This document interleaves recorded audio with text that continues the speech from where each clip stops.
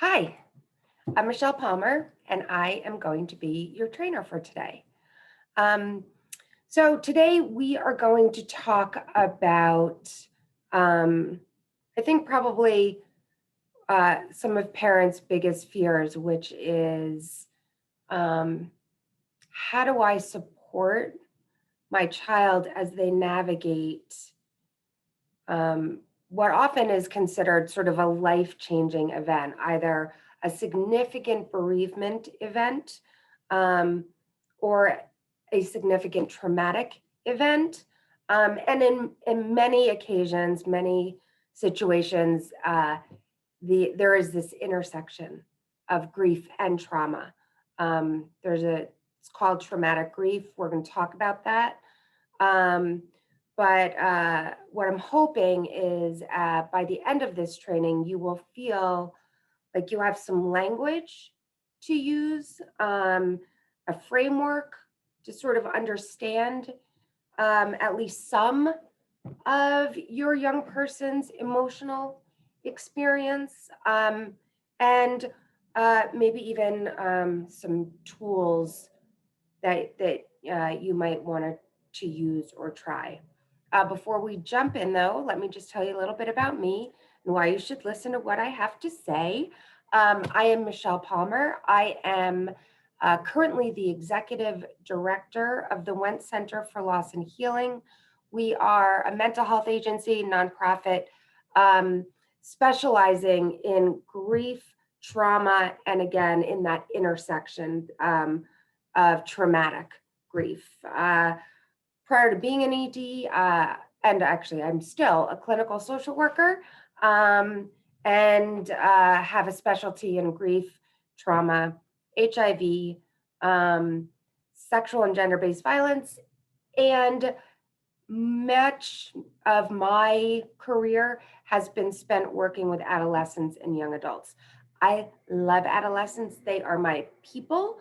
And so I'm actually thrilled to hopefully um, be a benefit to you so that you can help support your young person. Adolescence is such a difficult time, um, just anyway, when we're not navigating a grief event, traumatic event, uh, a pandemic, which, um, I have heard now that there is going to be a significant push to have COVID be included as an adverse childhood experience. And so I think we want to also go in um, to this conversation with a recognition that because we are living through a grief and trauma event collectively,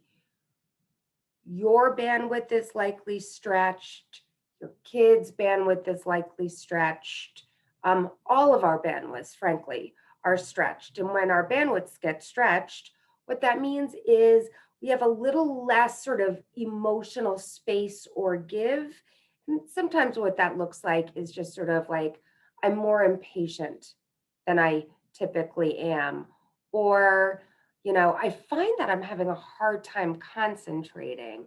Um, or, I consider myself a fairly creative person and I find myself having a hard time tapping into that creativity. All of that is very, very normal. Um, and there's nothing really to be fixed. Um, the, the fix is really actually just recognizing it so that if and when you need to have conversations with people, your partner, your child, your colleague, whomever, that you have a bit of an understanding of sort of how stretched is that bandwidth and is now the right time to have the conversation. Can I kind of show up in the way that I want to and hear and receive and give information in a way that bilaterally works for everybody? Um, all right, so I am going to share my screen.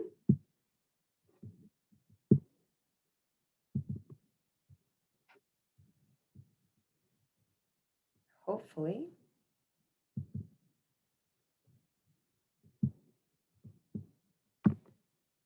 here we go. Onto your hats. All right. We've already discussed this using our time together. What I will say, because this is videotaped, is if this starts to feel hard, don't feel like you have to white knuckle your way through it. You can do this in fits and starts. You don't have to sit through the entire hour plus workshop if it starts to feel too difficult. So really, please listen to your body and sort of titrate how much information you feel ready to hear, to absorb, and to manage. All right. So the reason that I started, frankly think, in the career that I ultimately ended up in is this is my cousin Craig. We are, or were, the children of identical twins who happened to be born in the same hospital. Our moms shared a hospital room, and Craig and I were born less than 24 hours apart. So as you might imagine, Craig and I were raised more as twins than first cousins. And he and I were very, very close. So much so that we decided that we would go to college together. And Craig was a big skier, and so he chose a college for us that was close to a ski resort so that he could ski as often as possible. I'm a skier, not like that though, but I was happy to go anywhere he was going. And so I think we got our acceptance letters in sometime in February, maybe. And then we sent in our deposits, and then he was killed in a skiing accident. And what that did, Craig's very, very sudden death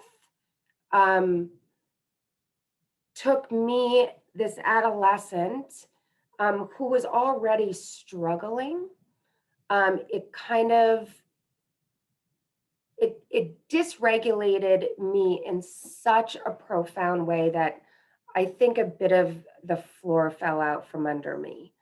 And so, you know, I think that my mom and my dad did not know how to support me. They were grieving.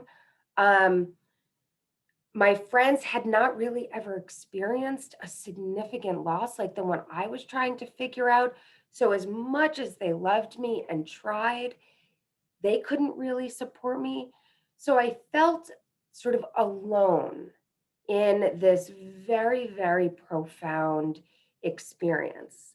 What I now know is that grief is actually, even when you have all of your people around you, and even when all of those people know exactly how to support you, grief is an incredibly isolating experience because it is such an individual experience. The things that sort of impact how we navigate a bereavement experience are actually real simple and real complicated all at the same time.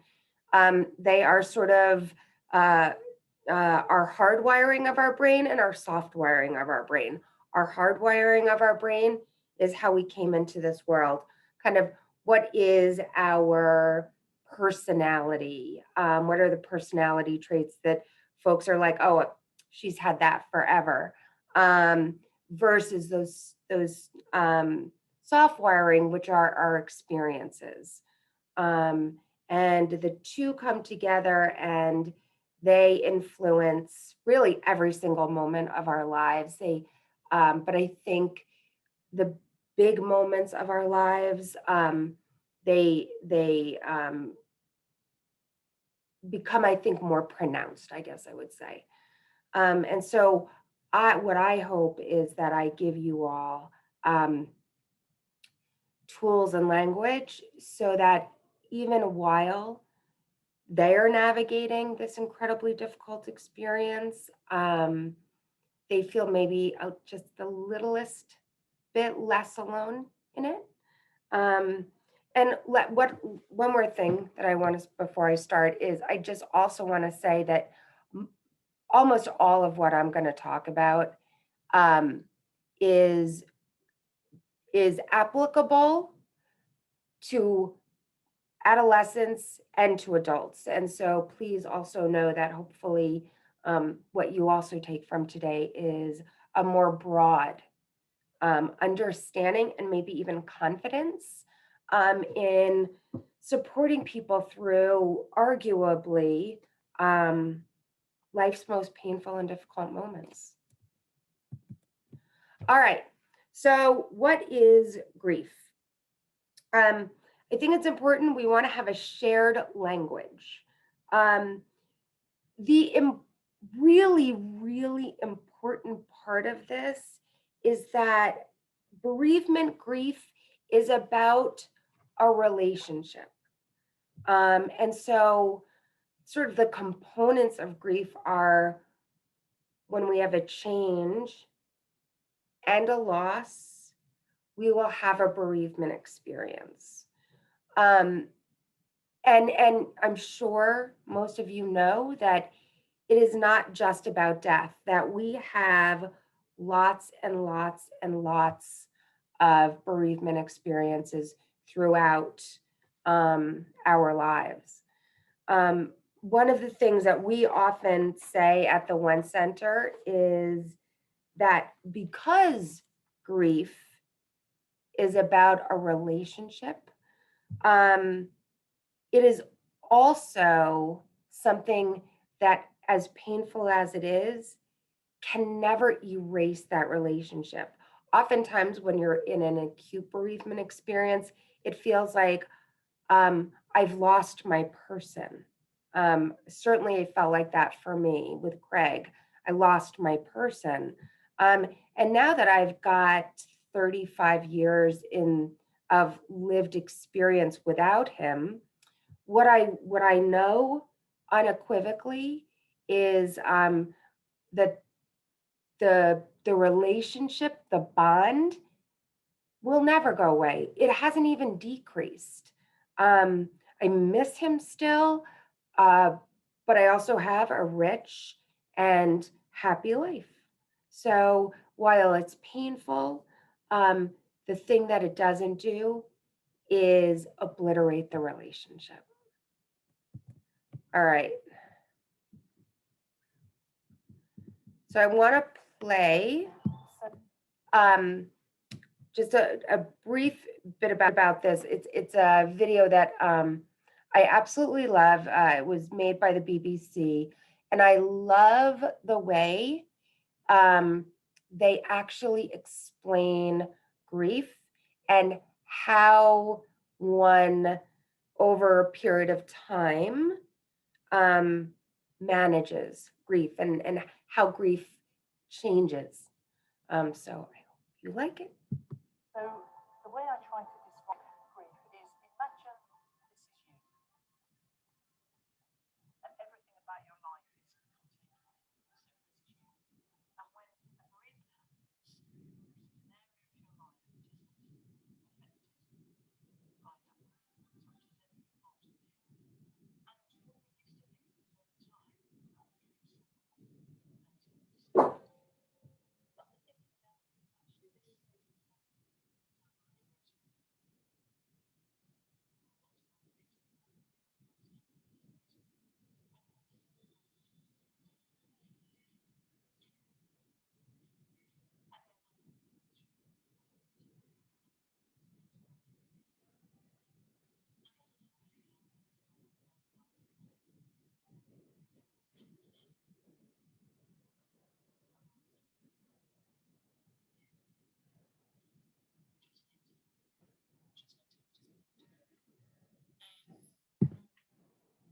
All right.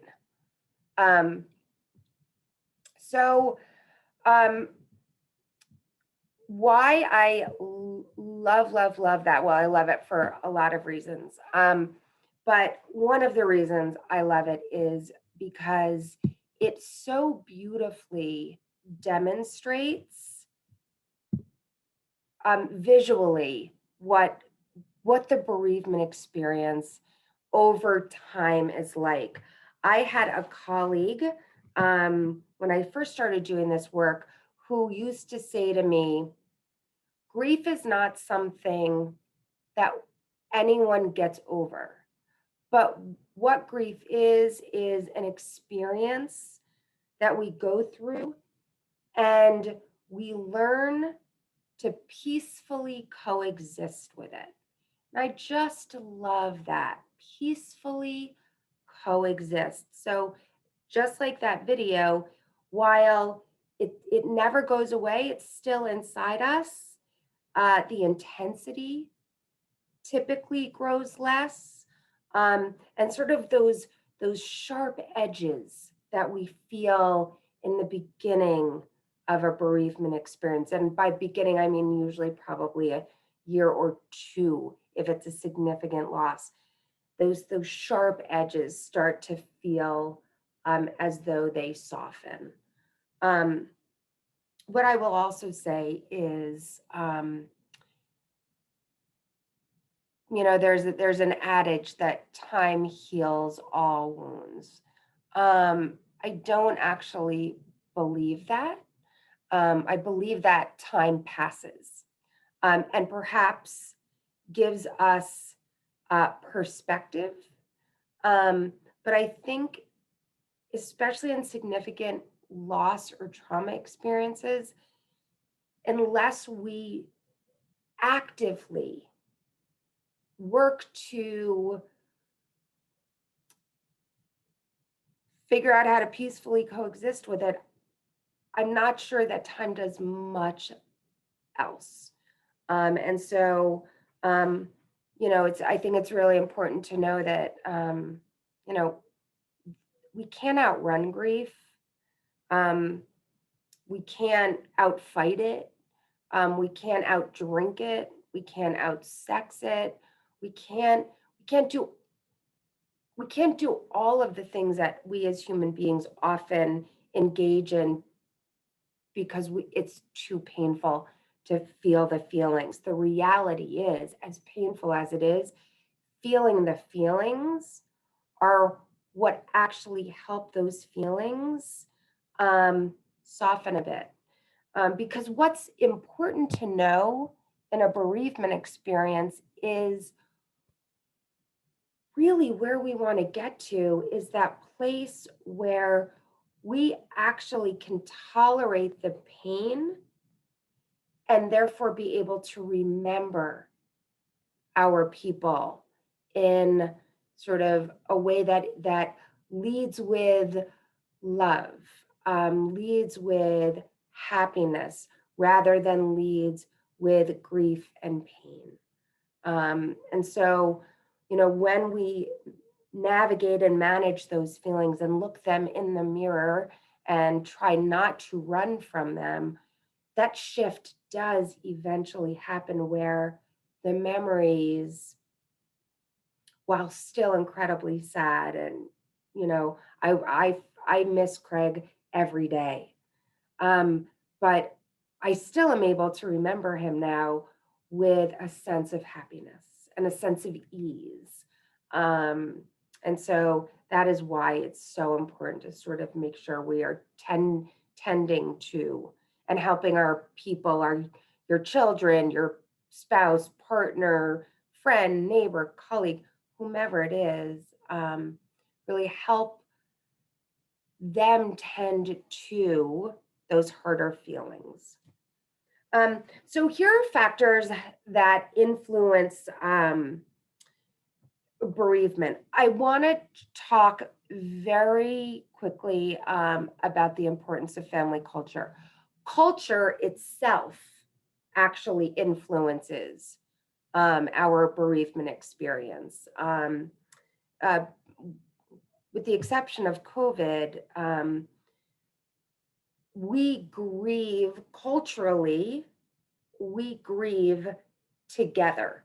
Now, that together may look different. It may be sitting Shiva. It may be at sort of a wake or a traditional funeral or a celebration of life. But typically, the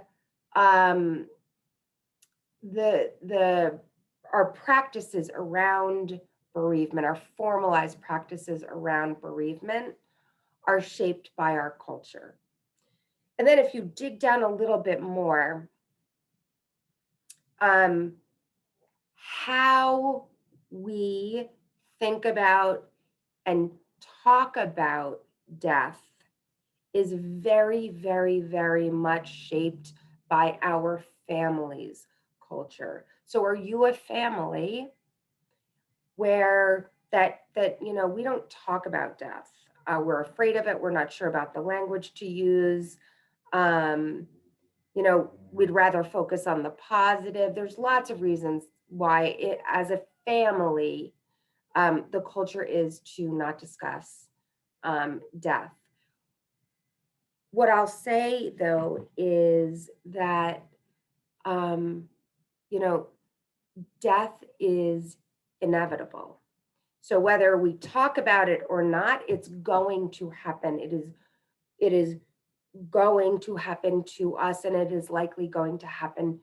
It will happen to everyone we love. And so not addressing it and not talking about it and not, and when I say talk about it, I'm not saying like put a happy spin on it. I'm saying talk about sort of, it's death is scary. Death is sad.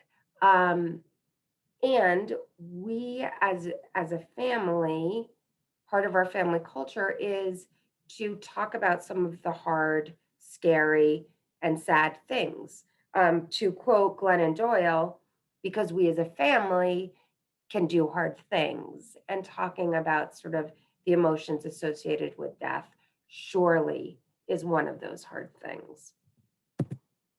All right, types of grief. I'm not going to spend a ton of time on this. I mostly want you to know that there are actually different kinds of grief. Anticipatory grief is if you really think about sort of somebody who's got stage 4 cancer, and the doctor has given a very poor prognosis. It is sort of that gearing up and preparing for the death of the person from that illness. It's really just, I think of it as sort of, this is how I am preparing myself to manage this emotional experience. Disenfranchised grief is actually called the grief that has no voice. Oftentimes it is grief that is not recognized broadly by our culture. So a good example of disenfranchised grief is, Lord knows there have been so many mass shootings recently, and some of those mass shootings ending in the death of the shooter. That the shooter, the perpetrator, very likely has people that love him or her. And their grief is disenfranchised because it is not broadly acknowledged. And sometimes even it is shamed by our culture. I am going to talk more about traumatic and complicated grief in a little while, so I'm not going to spend any time on that. And normative grief is exactly what it sounds like. It is that bereavement experience, that we have, for example, when a grandparent dies who's lived a good long life. There's no trauma associated with it, excuse me. And typically, people who have a normative grief experience never come to the One Center. They don't need professional assistance. Most people with a normative grief experience can lean on their family and friends and the support that they provide and navigate that experience just fine without any help from any professionals. All right, I want to talk about styles of grieving because this is where people can run into trouble. So of course, this is on a continuum. We are all pretty much on the continuum, but there are two distinct styles of grieving. So it's sort of like, which way do you lean? So intuitive grievers are very emotive. Um, they they express their grief. They feel support in their grief by connection. Um, you know, intuitive grievers really, the sort of the profound experience for them is emotional. I am very, very much an intuitive griever. And knowing your style of grieving is important because it will help guide how and what you ask for and from whom. Instrumental grievers are doers. They really lead with their sort of cognitive, it's thinking and physical. They internalize their grief and their pain, and sort of when they would define their experience, their emotional experience, oftentimes words like anxiety, fear come up rather than intuitive grievers are, devastation, profound sadness. Again, this is a continuum. Very few people are on like completely one end or completely the other. Most of us are right in that middle part where we lean toward one. I lean toward one more strongly. When I think about instrumental grievers, I think about, John Walsh, who started the National Center for Missing and Exploited Children after the death of his son, Adam. John Walsh is very much an instrumental griever. He expresses and expressed his grief through doing. Folks who set up, I don't know, legacy races, for instance. The Komen Foundation, again, Barbara Komen's sister is an instrumental griever. So that's what they do. So here's where folks can run into trouble. And by folks, I mean oftentimes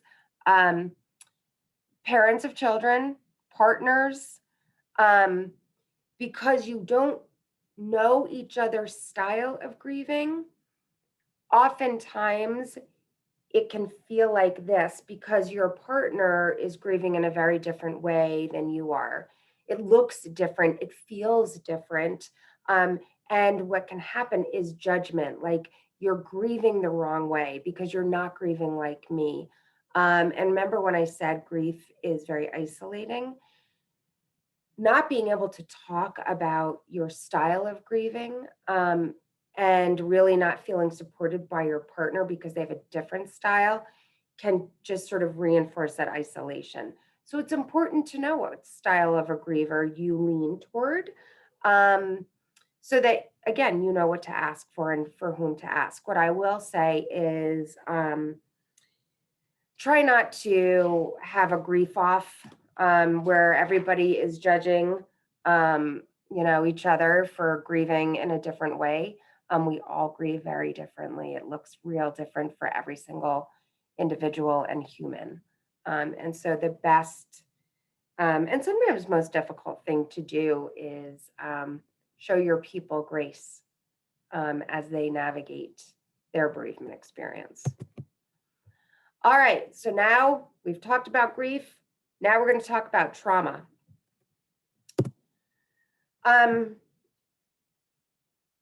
Trauma is, so let me say that oftentimes trauma is discussed in the context of an event. This was a traumatic event, whatever. Think about sexual assault or war, or incarceration, or, I actually last week, my dog and I were on a walk and we were attacked by a pit bull. So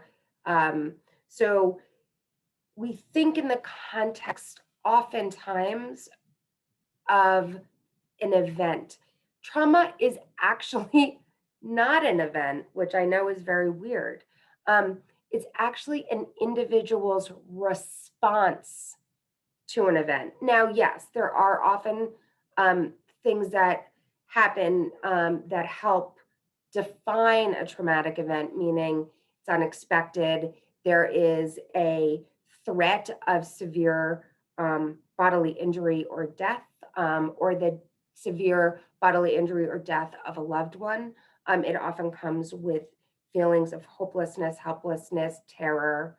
But it, again, sort of that back to like our styles of grieving, whether or not somebody experiences an event as a trauma is really individual. And so what might have been a traumatic event for me, you and I could have gone through the same exact event. We might have even gone through it together. What may have been traumatic to me and will leave me with trauma symptoms may not be traumatic to you. And so it's important to not assume that something is traumatic, even horrific things. Do not assume. It probably is, but it may not be. And so, this is where our curiosity becomes important, where we want to know how people are feeling. So that's the definition. It is the response. It is not the actual event itself. All right. So very quickly, the reason I want to talk a little bit about the brain and nerd out for a half a second is because trauma actually, a traumatic event, traumatic experience is managed actually by our brain. And it manifests itself physically in our body, but the actual response is a brain response. So I'm going to start with our sort of brain stem. That is where our survival system lives. So that is where fight, flight, freeze, or fight, freeze. There's one more. It's negotiate, but there's a fancier word so that it sticks with the alliteration. Anyway, we have absolutely, our thinking brain has absolutely no control over this, what is often referred to as the lizard brain. And in fact, if you sort of, I think a good visual is if you imagine that sort of my wrist is the brainstem.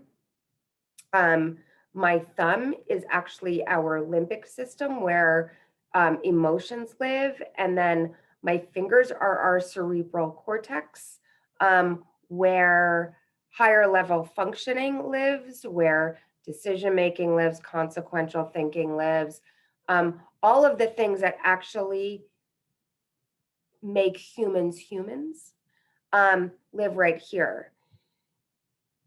What happens when something traumatic happens to us and we have a trauma response in our brain?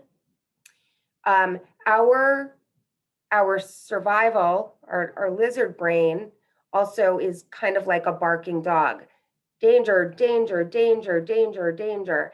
And what that does is it sends chemicals up to that thinking part of that brain that thinking part of the brain actually goes offline. It actually cannot think, and that is a very good thing. And so our survival brain and our limbic system are actually the ones who are kind of minding the shop, if you will. So this is a dog. If you think about this as an owl, when a traumatic event happens, barking dog, barking dog, barking dog, owl flies away. When the barking dog stops, the owl comes back. It's why it's often why when somebody is in a trauma response, telling them to calm down does not work, because that requires the thinking brain, that requires the owl to be online. And when we are having a trauma response, our owl has flown away. And so I'm going to actually talk a little bit about how we actually can help our owl fly back. But this, when a traumatic event happens, how any individual responds, that is not related to a decision that they've made. It is related to what their lizard brain is telling them to do. The other thing that's tricky is that because our limbic system stays online, our memories get associated with our emotions and our physicality, our bodies. And our brain cannot always distinguish between what is actual danger, Will Rogers, or is what we call triggers or reminders. So they are oftentimes trauma reminders, are things that live in our senses, because that's where they actually get stored. And so when we get triggered, when we come into some sort of sensory contact with that reminds our brain, that sends that same trauma signal, our brain doesn't know if it's immediate, if it's real, or if it's old. And so it behaves in the same way. I hope that makes sense. Having a trauma response is difficult. It's very treatable, but it's difficult. And what makes it difficult are these triggers, these trauma reminders. So as I said, trauma lives in our senses. And so things that can trigger our brain to think that we're back in danger are things like a smell. So a good example of that is if you had a house fire. And that house fire was a traumatic event for you. And you are walking down the street 2 years later, and there's another house on fire. You can't see the house, but you smell the smoke. That will serve oftentimes as a trauma trigger. The same thing applies for sound, for sight, for feeling, touch. So another trauma trigger can be, I'm making this up, but let's say you grew up in a house where there was domestic violence, and it happened a lot, and it was very violent. And so a trauma trigger for you might be people shouting, raised voices. Your brain, again, will come back to that experience as a kid, and your brain doesn't know that you're a grown-up and you're safe now. And so that sound, those raised voices, tone of voice, can can actually tell your brain we're in danger. And again, that thinking brain, that owl, flies away. Trauma gets stored physically. If you're actually looking for a good book, I'm trying to see if I have it here. I don't think I do. There's a book called The Body Keeps the Score by Bessel van der Kolk. It's a fascinating read about where trauma gets stored and how we actually expel that energy, or we need to expel that energy so that it doesn't get stored in our body. There are many people, I am one of them, who strongly believes that if trauma is not tended to, and that energy gets stored, that over time that turns into illness, disease, addiction. If you think about dogs are a good example.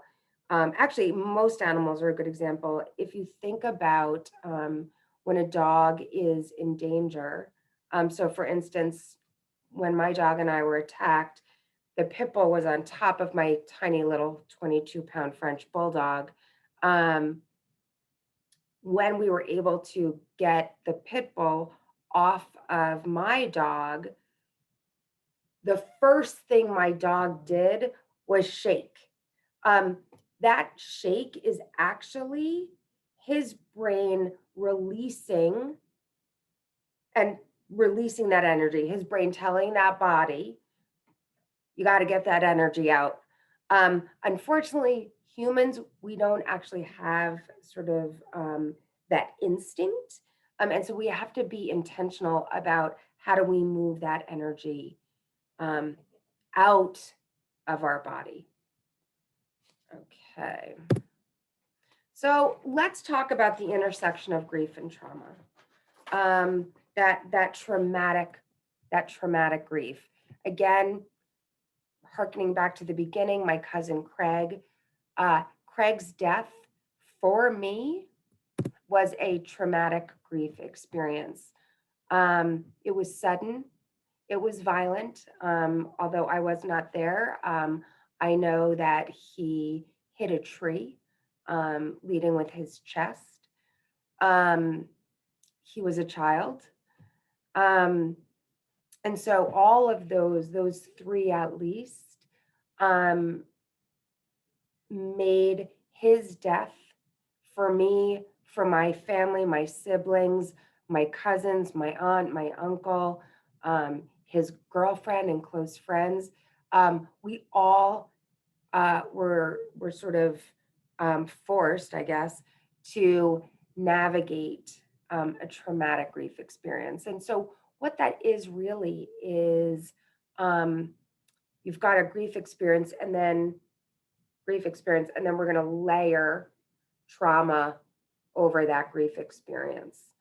And it makes navigating that experience difficult and complicated because remember, we've got trauma, we've got triggers, our owl flies away, but to really do grief work and to move through grief, which is not linear. I just did that, but I should really do that.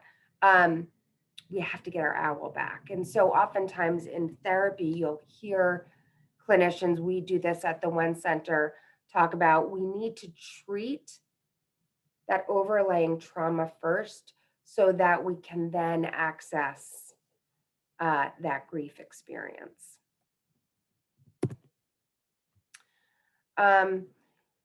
So trauma is like a shattered glass. It shatters our sense of safety. It shatters our sense of trust. It shatters our self-esteem. It shatters our ability to regulate our emotions and very often our behavior. Traumatic grief can really kind of make you feel like you're going crazy, particularly in that acute time, that sort of first 6 months where you're like, what is happening? Or what is happening to my young person, my child? They are like acting so differently from how I know them to be.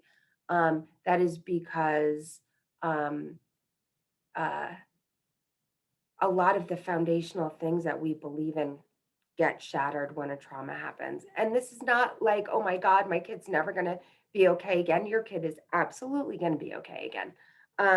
But just know that there can be things that might be helpful, by recognizing that they are navigating that trauma and grief, and that trauma is the overlay of their grief experience. And so when I say that, what I mean is, recognizing that. So people who are navigating a traumatic experience, very frequently have difficulty with transitions, because you'll remember that traumatic grief, one of the elements of traumatic grief is that the grief was unexpected.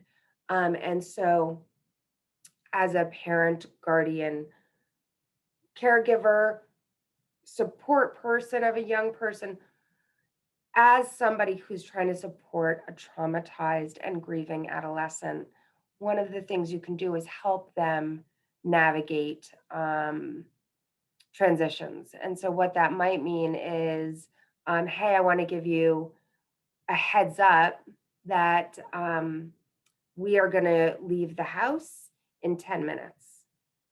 Hey, I want to give you a heads up that we're going to leave the house in 5 more minutes. That helps, because one of the things that trauma does is it takes away control from us. And so being able to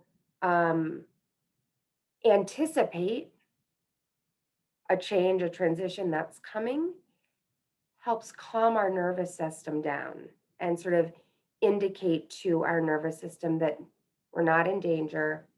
This is what's happening. I know that this is happening. Same thing with sort of if you're a teacher, hey, we've got class ending in 10 minutes. We have class ending in 5 minutes. You've got 3 more minutes. And as crazy and silly as that sounds and repetitive, it is actually restorative and reparative for people who are navigating a traumatic experience. So moving through grief, I talked about, we need that owl online, because navigating a grief experience really requires movement. It requires our brains to acknowledge the pain, acknowledge the reality of the loss.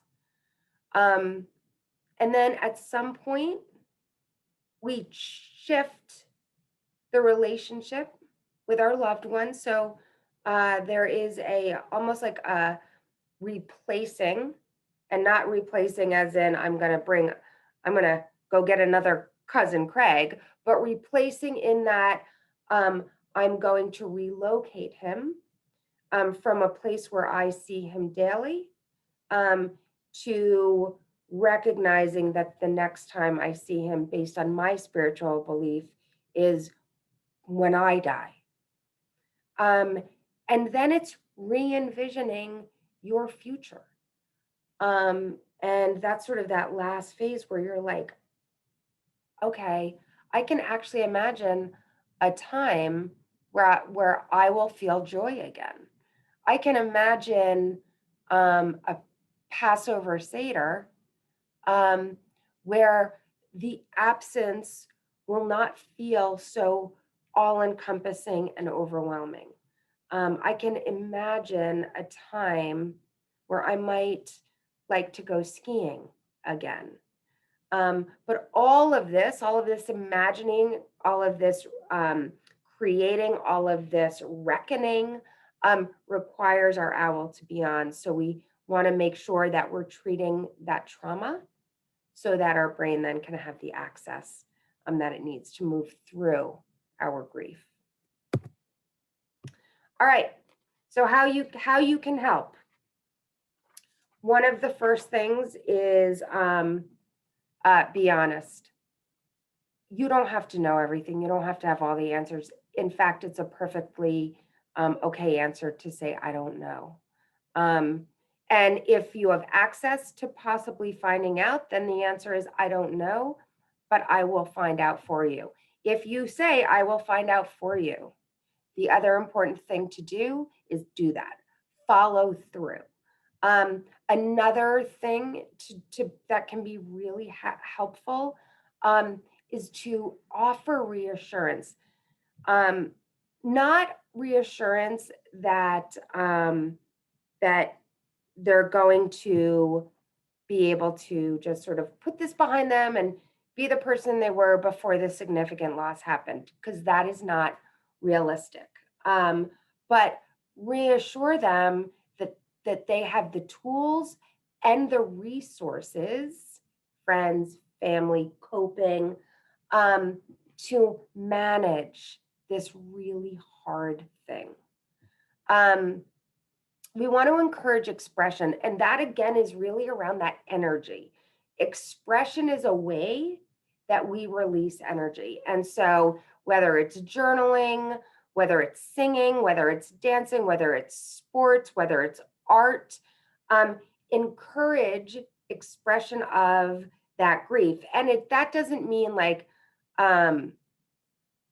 that your son or daughter playing baseball is them expressing their grief. It actually is them expressing their grief, even because they're having the opportunity to physically move that energy. So it's not like a one-on-one.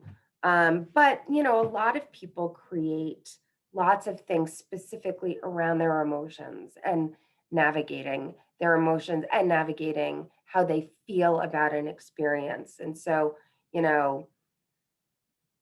here at the center, we make memory boxes where, folks, it's an actual box, and grown-ups, kids, teenagers, they love this.